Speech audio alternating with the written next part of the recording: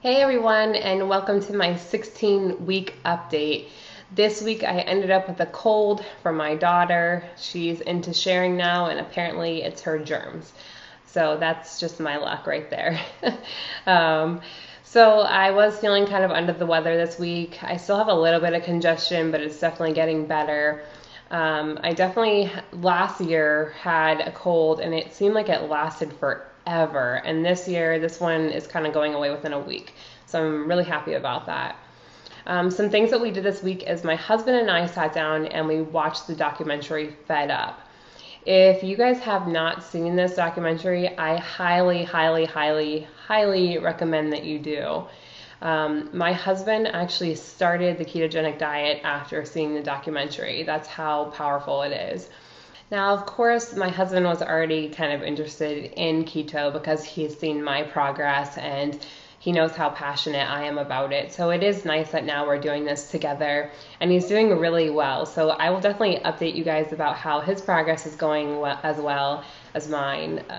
So here's some really interesting facts that I found out from Fed Up. The first thing that was really shocking to me is they showed these brain scans and they've actually been able to prove that sugar is 8 times more addictive than cocaine. That is absolutely crazy. And you wonder why people have such a hard time giving up carbs and sugar is because it is literally addictive.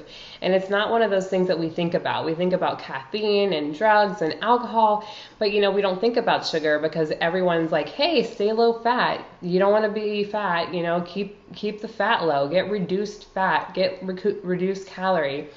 And you know what? It's a big, big lie. We, as the American public, have been lied to. Our recommendations for our diets have been based purely on profit and not on the better nutritional values for Americans. It's not something that I'm sadly completely shocked by because I kind of feel like if you follow the money every time, you kind of see the culprit of the downfalls of our society.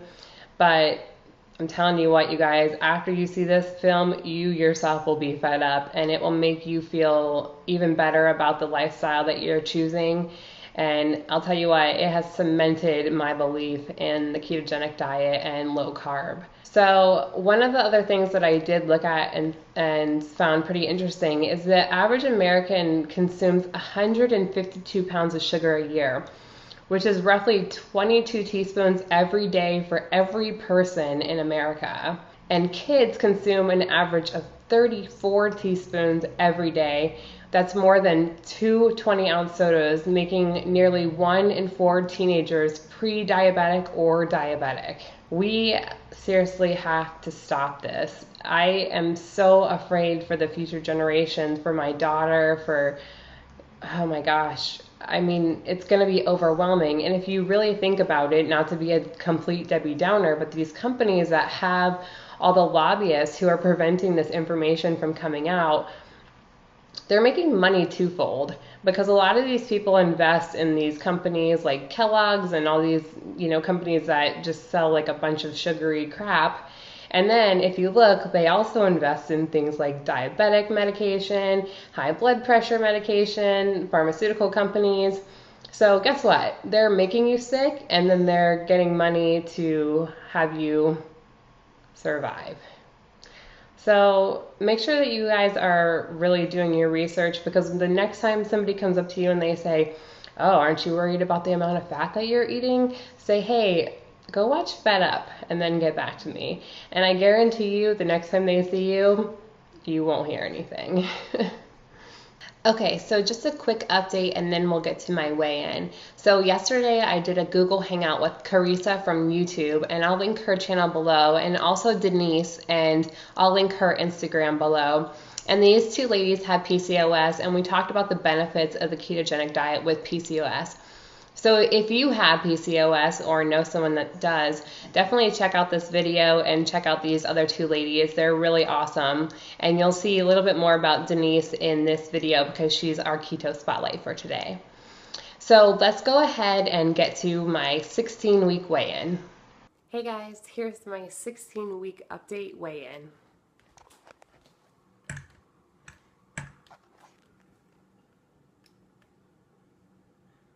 235 pounds. So that's a loss of 3.6 pounds for the week and a total loss of 54 pounds. I'm definitely really excited about that. My next major goal is 199, and I cannot tell you guys the last time that I was at 199. So when that day happens, I will probably do a special video just for that. Speaking of special videos, it's been requested for me to do a Q&A video. So I will go ahead and put a image on Instagram that says Q&A if you want to put your questions below that, or put your questions below this video. I will shoot a Q&A video next week. So if you want to ask me something about me or about keto, let me know and I will answer them in that video next week. So let's go ahead and get to this week's Keto Spotlight. This week's Keto Spotlight is on Denise, and Denise has PCOS, and she uses the ketogenic diet to combat some of the symptoms of PCOS as well as to lose weight. So here's her stats. She's 36 years old and she's 5'7".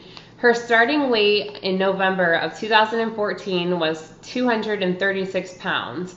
Her current weight is 215 pounds, which is a total loss of 21 pounds. Also, she works out 4 to 6 days a week and has lost a total of 45 inches throughout her body, including 15 inches just from her waist alone. She's lost over 7% of her body fat since starting keto. So thumbs up to Denise for that incredible progress.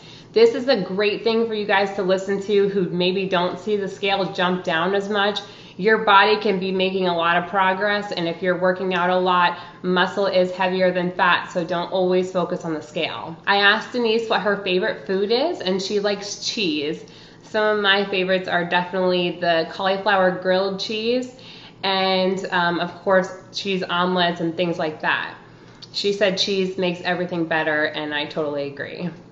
I asked her what her advice is for people who are just starting keto, and she said, do your research and learn your body.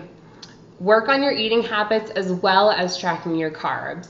Many times we try to substitute old habits with new ones instead of working and changing them. Good luck to anyone on this path, and know that keto works.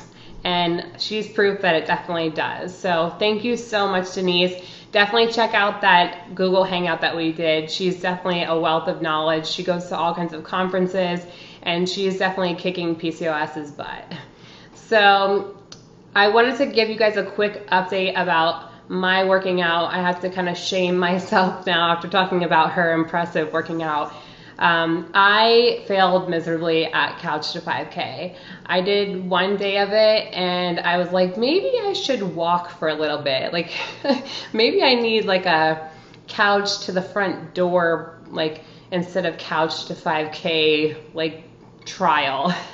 So what I'm gonna do is I'm just gonna honestly just start walking for a little bit. I did get resistance bands, but I'm just really not ready for Couch to 5K yet, so that is on hold. I am doing a 5K on Father's Day, and I hopefully will work my way up to that a little bit, but Couch to 5K is just a little intense for me right now. Running is definitely not one of my favorite things to do. Again, check out that video that we did with Denise and Carissa from YouTube. I'll have their links below. Thank you guys so much for watching, and I'll see you in my next week's update. Bye.